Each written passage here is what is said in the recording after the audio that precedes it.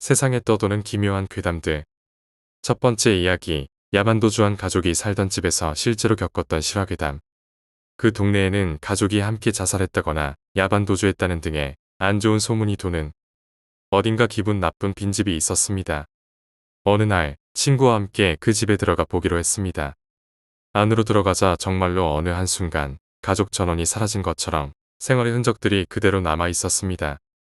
부엌 화로에는 냄비가 올려져 있었고 싱크대에는 사용한 접시들이 그대로 있었습니다. 가구도 전부 남아 있었고 아이의 방에는 학습용 책상과 만화책, 장난감까지 그대로 놓여 있었습니다. 그런 생활의 흔적들이 오히려 더 기분 나쁘게 느껴졌지만 집이 황폐한 폐허 같지는 않았기에 별 생각 없이 집안을 돌아다녔습니다. 하지만 1층에 있는 다다미 방 하나가 유독 이상한 분위기를 풍기고 있었습니다. 아마 응접실로 쓰였던 방이었을 겁니다. 그 방이 이상하게 느껴졌던 이유는 단순히 우연히 그 방만 빛이 들어오지 않아 어두웠기 때문이었습니다. 어두운 방에 들어가 벽장을 열었습니다. 벽장 안에는 높게 쌓인 이부자리와 방석, 그리고 작은 상자가 들어 있었습니다. 그 상자를 열자 이 집에 살았던 가족들로 보이는 사람들의 사진이 여러 장 들어 있었습니다. 시간이 남아 우리는 한 장 한 장 사진을 보며 넘겨보았습니다. 전부 30장 정도를 봤을 때 사진 다발의 맨 끝에서 종이 한 장을 발견했습니다. 그 종이에는 이렇게 적혀 있었습니다. 미안합니다. 나는 미쳐 있습니다. 그 글귀를 본 순간 무서움이 몰려와 우리는 급히 그 집을 빠져나왔습니다. 두 번째 이야기, 빨간 종이. 귀신 같은 것과는 별 상관이 없었지만 어쩐지 매우 기분 나쁜 사건이었다. 부활동 도중 같은 반 여자아이 2명이 다가와 말했다. 잠깐 와줬으면 좋겠어. 이유를 물었더니 부실이 있는 건물에 여자 화장실 문 중 하나에 열쇠가 걸려 있는데 아무리 노크를 해도 대답이 없어서 확인해 달라는 것이었다. 장난일지도 모른다고 생각하며 친구 한 명과 함께 갔다. 문은 분명 잠겨 있었다. 노크를 하고 큰 소리로 물었지만 대답은 없었다. 문 아래로 들여다봐도 발은 보이지 않았다. 다시 한번 물어봤지만 아무런 반응이 없었기에 문 위로 올라타 안을 들여다봤다. 안에는 아무도 없었고 변기 커버 위에 빨간 종이만 덩그러니 놓여 있었다. 그냥 어디서나 볼 수 있는 빨간색 종이었다.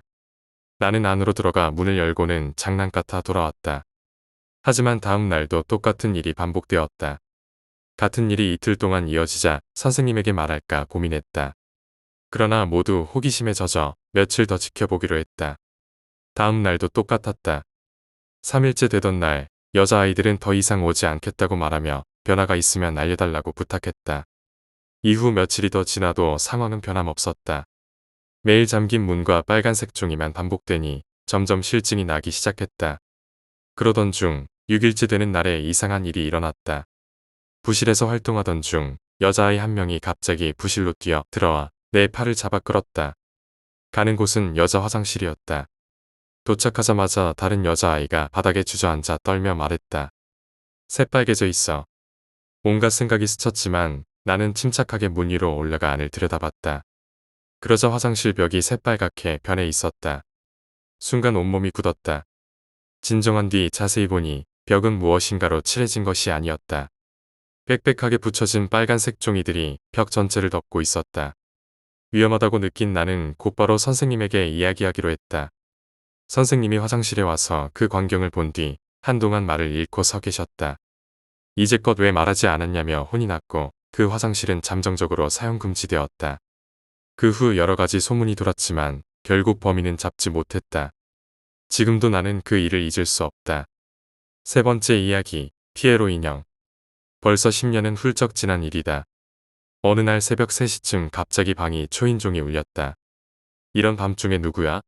라고 생각하며 문 안쪽에서 누구세요? 라고 물었다. 그러자 자원봉사 서클 단체입니다. 눈이 자유롭지 못한 어린이들이 열심히 만든 인형을 사주시면 그 수익을 시설에 기부하는 활동을 하고 있습니다. 라는 젊은 남자의 목소리가 돌아왔다. 이런 밤중에 찾아온 것이 아무래도 수상했다. 당연히 문을 열 생각은 없었고 적당히 이야기해서 돌려보내려 했지만 상대는 결코 돌아갈 기색이 보이지 않았다. 게다가 상대의 목소리가 점점 커지더니 부탁합니다. 라며 필사적으로 호소하기 시작했다. 진절머리가 나서 아예 무시하고 있었지만 남자는 제발 문만이라도 열어주세요.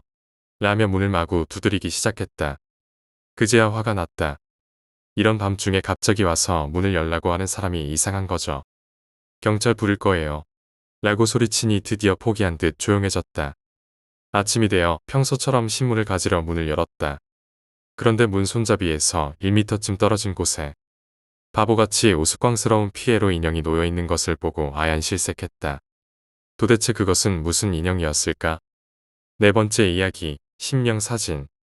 사람들의 이름은 모두 가명이지만 이 이야기는 틀림없이 실제로 있었던 일입니다. 이거 이상한데요.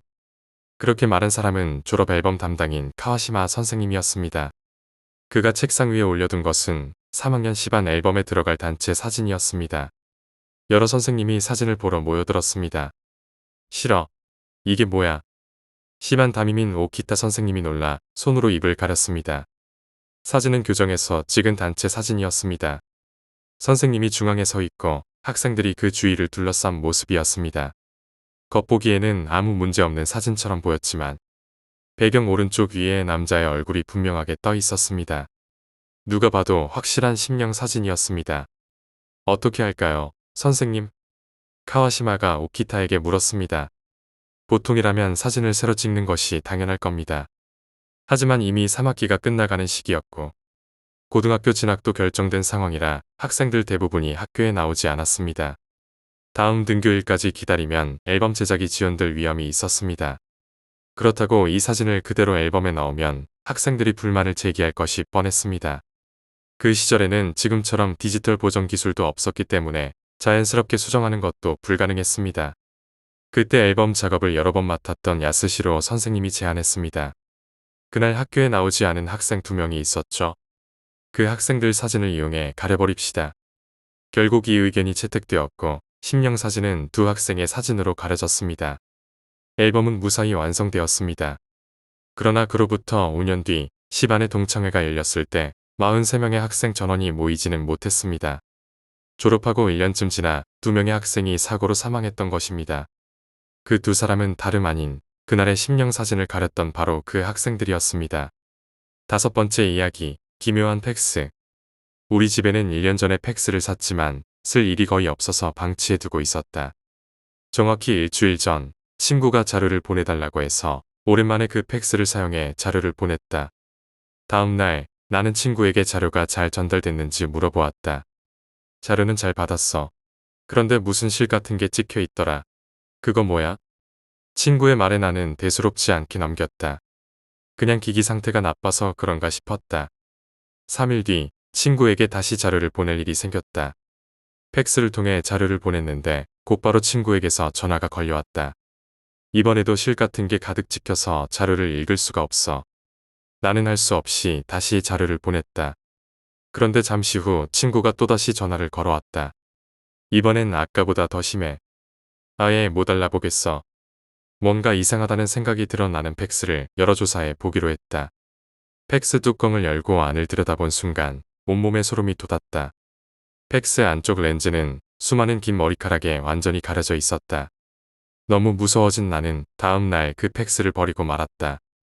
여섯 번째 이야기, 피아노 연주 중 쓰러진 아이. 나는 오랫동안 음악을 해왔기 때문에 음악과 관련된 괴담을 자주 듣곤 했다. 이 이야기도 그중 하나다. 지금은 락 음악을 하고 있지만 한때는 클래식 피아니스트를 꿈꾸며 연습에 몰두하던 시절이 있었다. 그때의 일이다. 큐슈에 있는 한 낡은 홀에는 오래된 그랜드 피아노가 놓여 있었다. 그 홀에서는 종종 작은 규모의 콩쿠르가 열렸고 나는 그 콩쿠르에서 처음으로 우승을 차지했다. 피아노를 가르쳐 주시던 선생님과 함께 기쁨을 나누던 순간이 아직도 생생하다. 우승을 기념하며 선생님과 다른 제자들이 함께 모여 식사 중이었다. 술에 취한 선생님은 갑자기 제안했다. 우리 다 같이 홀에 가서 작은 연주회나 열어볼까? 그 홀은 선생님의 아버지가 지은 곳이라 우리가 밤늦게 드나드는 것도 문제되지 않았다. 우리는 설렘을 안고 선생님의 부인이 운전하는 차를 타고 홀로 향했다. 홀에 도착한 후 각자 자신 있는 곡을 연주하기 시작했다. 분위기는 즐거웠고 모두들 순서대로 연주를 이어갔다. 하지만 다섯 번째 순서였던 여자아이가 연주 도중 갑자기 말했다. 기분이 나빠. 그러고는 피아노에 머리를 대고 엎드려 버렸다. 평소 상냥했던 선생님이 갑자기 화를 내며 소리쳤다. 피아노에서 당장 떨어져라. 이런 짓은 음악에 대한 모독이야. 너 같은 녀석은 제자가 될 자격이 없어.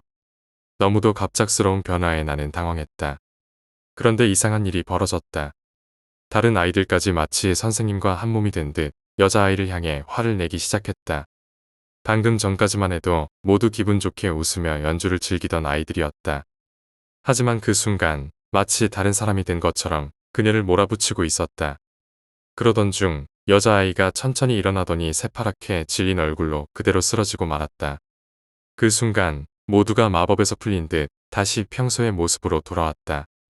당황한 우리는 급히 앰뷸런스를 불렀고 그녀는 병원으로 옮겨졌다. 그녀는 5일 동안 의식을 잃고 있었다고 한다. 의식을 되찾은 뒤에도 그녀는 다시는 피아노에 손을 대지 않았다. 7번째 이야기, 심야 아르바이트. 어느 대학에 다니는 남학생에게 최근 신경 쓰이는 일이 생겼다.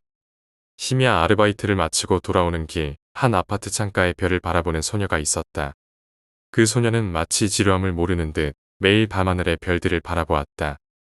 처음에는 별 관심이 없었던 남학생도 며칠이 지나자 점점 그녀의 존재가 마음속에 자리 잡고 있음을 느꼈다. 그렇게 그녀를 의식하게 된 그는 어느 날 더 이상 참지 못하고 소녀에게 고백하기로 결심했다. 뛰는 가슴을 겨우 진정시키며 계단을 올라 소녀의 방 앞에 도착했다. 그는 초인종을 눌렀지만 아무 대답이 없었다. 부재 중인가? 잠시 망설이다 문고리를 돌려보니 문은 쉽게 열렸다. 그 순간 그는 모든 것을 깨달아 버렸다. 자신이 마음속에 품었던 소녀는 창가의 목을 맨 채 있었다는 사실을. 8번째 이야기, 친구의 부적. 늦은 밤, A는 이상한 소리에 잠에서 깼다. 무언가를 질질 끄는 듯한 소리가 창 밖에서 들리고 있었다. 그녀의 집은 길가에 맞닿아 있지만 이 시간쯤이면 사람들은 거의 다니지 않았다. 부모님이 여행을 떠난 사이 혼자 집에 있던 A는 두려움이 밀려왔지만 그 소리에 귀를 기울였다. 잠시 후 소리가 멈췄다. 그러나 그 순간 커튼이 쳐진 창문이 똑하고 울렸다. A의 심장은 터질 듯 빠르게 뛰었다. 힘없이 울리는 소리가 몇 번이고 들렸다. 그녀는 두려움을 억누르고 창문 쪽으로 천천히 다가갔다. 누구세요? 누군가 있나요? 창 밖에서는 아무런 대답이 없었다. 단지 창문을 힘없이 두드리는 소리만 반복되었다. 이런 장난은 그만두세요. A는 떨리는 목소리로 단호하게 외쳤다. 그러나 답변은 없고 커튼 뒤에서는 여전히 느린 템포로 창문을 두드리는 소리만 들렸다. 그녀는 커튼의 끝을 손으로 잡고 눈을 감은 채 단숨에 커튼을 확 열어젖혔다. 천천히 눈을 뜬 그녀가 마주한 것은 피투성이 얼굴에 엷은 미소를 짓고 있는 머리가 긴 여자의 얼굴이었다. A는 비명을 지르며 집 밖으로 황급히 뛰쳐나왔다. 친구의 집에 도착한 그녀는 방금 벌어진 일을 친구에게 털어놓았다. 영감이 강한 친구는 그녀의 이야기를 다 듣고 나서 서랍에서 부적을 꺼내 그녀의 목에 걸어주었다. 그제야 안심이 된 A는 친구의 집에서 아침까지 푹 잠들었다. 아침이 되자 친구는 걱정스러운 표정으로 그녀를 배웅했지만 A는 부적을 만지며 말했다. 부적이 있으니까 괜찮아. 그녀는 혼자 집으로 돌아가기로 했다. 집 근처에 다다르자 경찰차가 여러 대 멈춰 서 있는 모습이 보였다. 가까이 있던 아주머니에게 A는 무슨 일이 일어났는지 물었다. 무슨 일이 있었나요? 아주머니는 침통한 얼굴로 대답했다. 어젯밤에 한 여자가 괴한에게 습격을 당했대요. 다행히 도망쳤지만 저쪽 집 앞에서 결국 숨이 끊어졌다고 해요. 불쌍하게도 아주머니가 손가락으로 가리킨 곳은 다름 아닌 A의 집이었다. 9번째 이야기, 마지막 인사. 내가 초등학생이던 때 귀여워하던 고양이 밑장이 죽었어. 밑장은 새하얗고 부드러운 털이 사랑스러웠고 나를 제일 잘 따르던 아이였어. 어디를 가든지 내 발밑에 몸을 비비며 붙어 다니는 응석바지였지.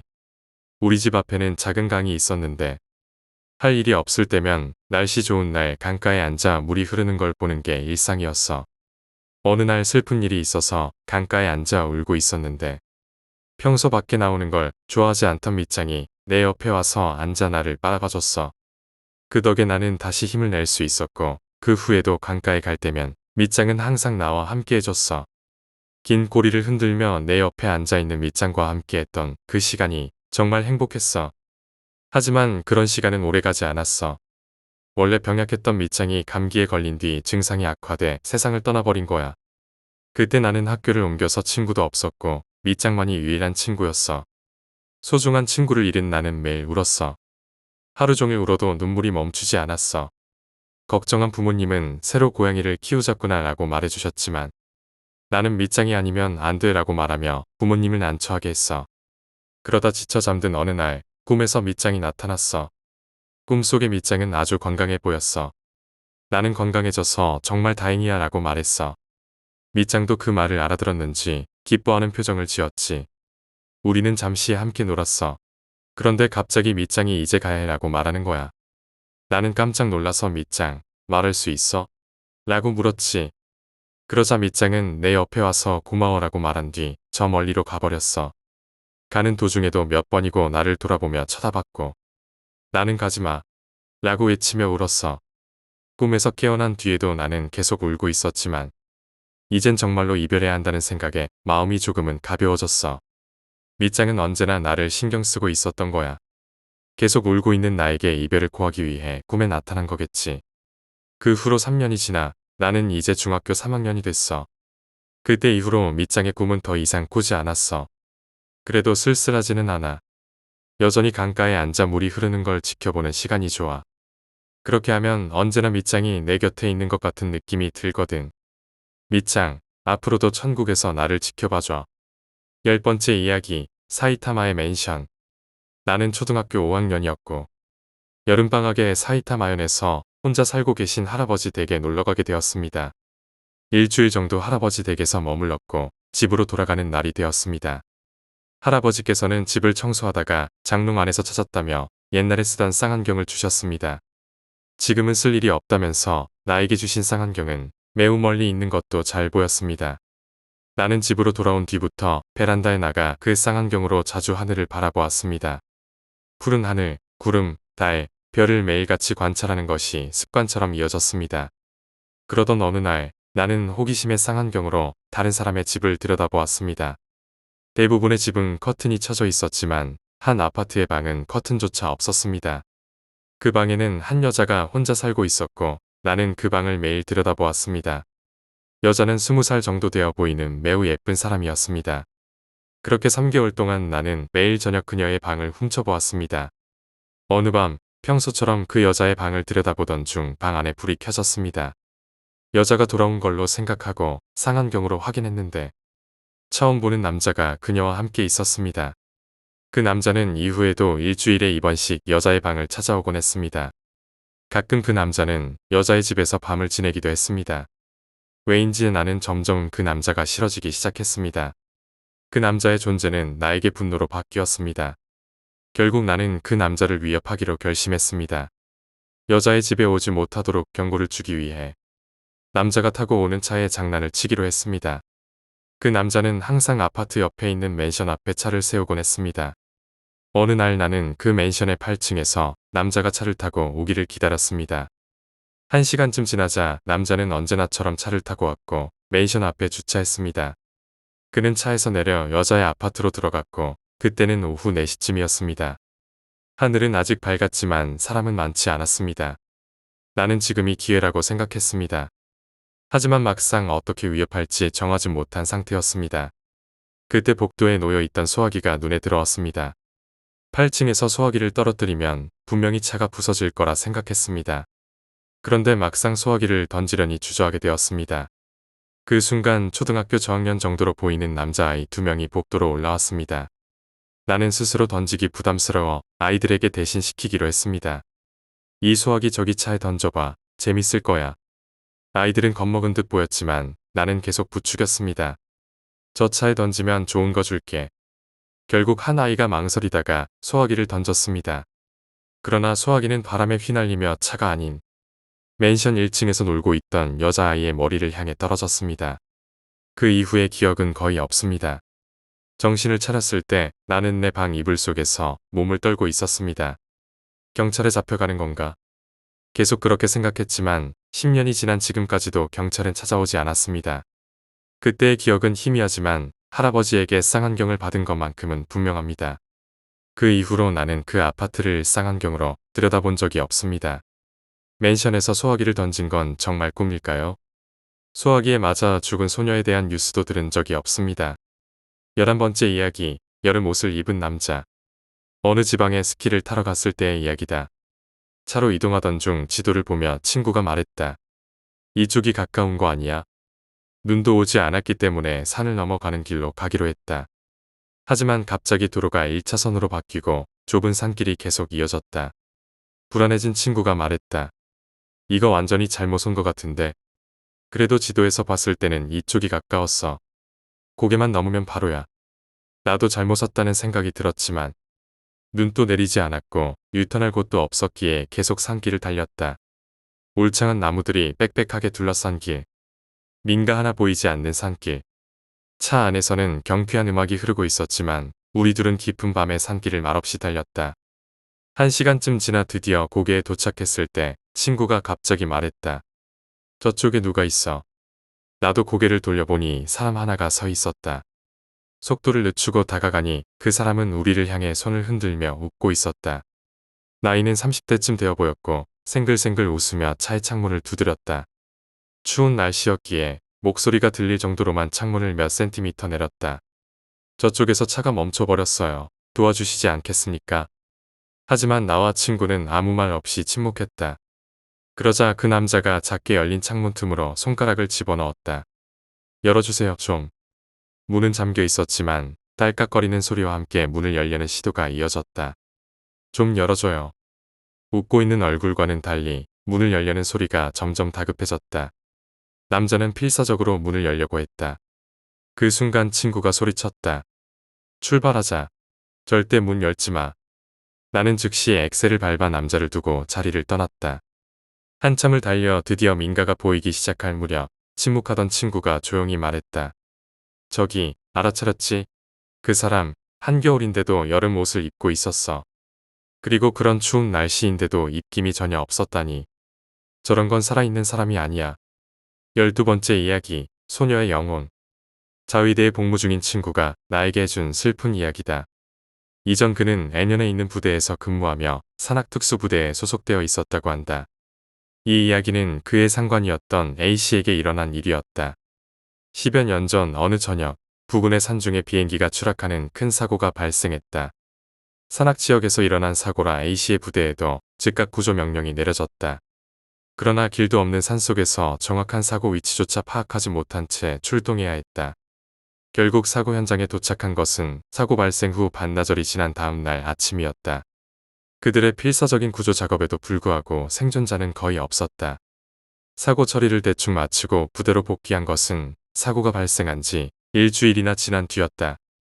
기분 나쁜 일은 빨리 잊어야겠지. 기분 좋지 않은 임무를 끝낸 A씨는 부하들을 데리고 단골 술집으로 갔다. 마담, 오랜만이야. 정말 오랜만이네. 어서 이쪽으로 와. 그들은 각자 자리에 앉아 술을 마시기 시작했다. 오랜만에 느껴지는 알코올의 취기와 임무 종료의 해방감에 술에 취하는 것은 시간 문제였다. 잠시 후 A씨는 자신 옆에는 아무도 앉지 않는다는 것을 깨달았다. 술집의 여자들은 부하들의 접객을 하느라 분주히 움직였다. 하지만 그중 누구도 A씨 곁에는 오지 않았다. 나도 이제 아저씨인가. 여자아이들은 나이 든 사람은 싫어하나 보네. 조금 쓸쓸한 기분으로 그는 오른쪽에 앉은 마담을 바라보았다. 정말 귀여우시네요. 그와 눈이 마주친 마담이 미소를 지으며 말했다. 귀엽다고? 내가? 묘한 기분이 들어 당황한 A씨는 시선을 왼쪽으로 돌렸다. 아무도 없는 옆자리 테이블 위에 어울리지 않게 오렌지 주스 한 잔이 놓여 있었다. 그날 이후 A씨 주변에서는 이상한 일들이 시작되었다. 혼자 식당이나 찻집에 들어가면 앞에 항상 잔이 2개씩 놓였다. 붐비는 열차나 버스 안에서도 그의 왼쪽 자리는 항상 비어 있었다. 심지어 알지도 못하는 사람들도 그를 보며 귀엽네요. 라는 말을 걸어왔다. 이런 일이 계속되자 부하들에게 귀신 같은 사람이라 불리던 A씨도 머리를 싸매고 고민하기 시작했다. 결국 어느 날 그는 부하에게 자신의 주변에 일어나는 기묘한 일들에 대해 물었다. 그러자 부하는 조심스럽게 말했다. 이건 소문에 불과하지만 A씨 옆에 작은 여자아이가 붙어 다닌다고 하더군요. 작은 여자아이. 부대 안에서도 밖에서도 계속 A씨 곁에 따라다니고 있다고 들었습니다. 그 말을 듣고 A씨의 등골이 서늘해졌다. 그럼 대체 언제부터 그런 거지? 제가 직접 본 건 아닙니다만 사고 처리를 끝내고 돌아온 뒤부터 그런 소문이 돌기 시작했어요. A씨는 그 순간 기억이 떠올랐다. 그가 사고 현장에서 조각난 잔해 속에서 안아 올렸던 작은 사체를. 그 후 A씨는 가까운 절에 가 소녀의 영혼을 정성껏 공양했다. 이후 다시는 그의 주변에 소녀가 나타나지 않았다고 한다. 13번째 이야기, 포스터 뒤에 숨은 검은 존재. 학생이었던 시절 내가 살던 맨션에서 있었던 일이다. 벌써 10년도 더 지난 이야기다. 낡은 목조 맨션에는 학생들만이 거주하고 있었다. 합판으로 된 베니어 벽에는 낡은 자국들을 감추기 위해 포스터들이 덕지덕지 붙어 있었다. 그중 하나는 오래전에 붙여져 습기 때문에 부풀어 올랐고 왼쪽 모서리가 벽에서 뜯어져 있었다. 천장에 있는 환기용 구멍에서 들어오는 미약한 바람에 그 포스터의 모서리가 바삭바삭 흔들리곤 했다. 9월이 되어서도 더위는 꺾이지 않았다. 여름보다 더 덥게 느껴지는 늦더위가 계속되었고 나는 방 안에서 그저 뒹굴며 지냈다. 에어컨을 살 형편도 되지 않아 견디기 힘든 나날이었지만 어쩐지 마음은 편했다. 어느 날 더위를 참다 못해 문득 생각이 들었다. 혹시 천장 구멍에서 더운 바람이 새어 들어오는 건 아닐까?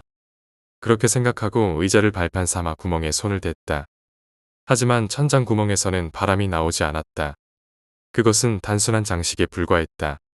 작은 금이 간 하얀 플라스틱 판이 나사로 고정되어 있었을 뿐이었다. 덥고 지친 상태로 앉아있던 나는 문득 이상한 생각이 들었다. 벽에 붙어있는 포스터가 왜 가끔씩 바스락거리며 흔들리는 거지?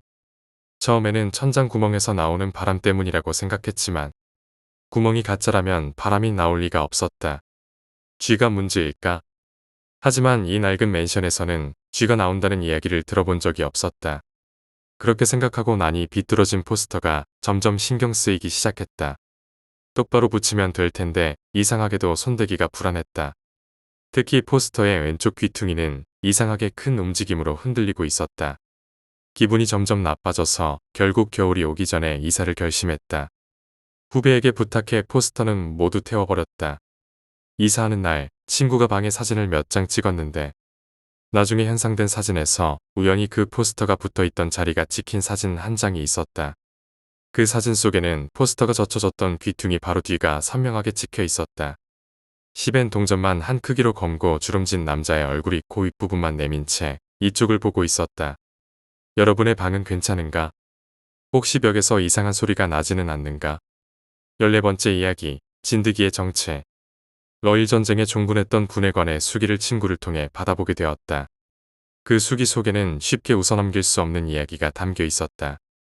군의관은 기병 정찰대에 합류해 전선을 돌파하며 시베리아 철도를 거슬러 올라갔다고 한다. 어느 날 시베리아 산골의 한 마을에 일본군 기병이 도착했다. 정찰대의 대장은 마을 사람들이 러시아군에게 정보를 누설할까 걱정해 촌장에게 선물을 주기로 했다. 그러나 촌장은 선물 대신 아들의 병을 고쳐달라고 요청했다. 군의관은 마을의 외진 곳에 격리돼 있던 촌장의 아들을 진찰하게 되었다. 그는 아들의 얼굴을 보는 순간 깜짝 놀랐다. 아들의 얼굴에는 쌀알만 한 크기의 검은 여드름이 빽빽하게 퍼져 있었다. 군의관은 몸을 살펴보았다. 등의 한쪽에서 시작된 여드름은 겨드랑이를 거쳐 다리 사이까지 자리 잡고 있었다. 남자는 가려운 듯 여드름을 계속해서 강하게 쥐어뜯었다. 그러자 여드름이 찌부러지면서 거무칙칙한 피가 흘러내렸다. 군의관은 확대경으로 여드름을 관찰하며 핀셋으로 집어보았다. 그러나 여드름을 찌부러뜨릴 때마다 거무스름한 피가 흘러나올 뿐이었다. 의심스러워진 군의관은 메스를 꺼내 그 여드름을 열어보았다.